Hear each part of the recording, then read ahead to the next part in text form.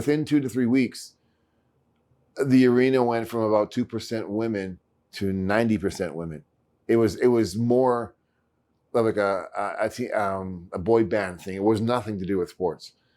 But I followed a philosophy they gave me that said the moment you learn to wrestle, your career is over. Because if you have women screaming, and it was you know, you can find it. I don't want to say it, but it was something else. It was real rock starish. So when all that happened, they gave me a videotape of a very famous Mexican actor who had, you know, in the golden age of cinema, was the biggest star in the history of cinema for Latinos. He perished in a plane crash and all that, kind of like James Dean. Saying now he's like that urban legend down there. And the idea for me to watch one of his movies was he suffers, he sells, he suffers, always bad luck. And at the end, he sings and gets the girl and go away. And they said, you have to suffer just so. And at the end, even you're never going to win. You win by disqualification or something like that. Because the people are wanting you to be this hero for them because you look like them and the girls are mental for you.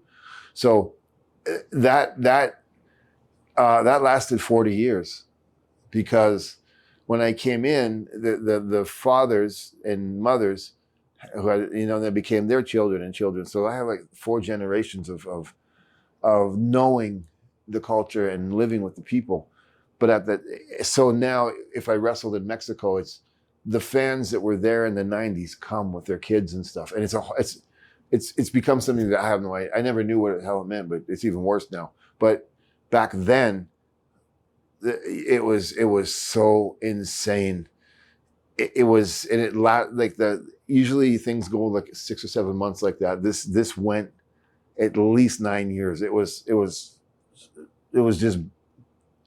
like, wow. And that was kind of, all of that was kind of like that, you know, wrestling 6 times a day, 6 days a week.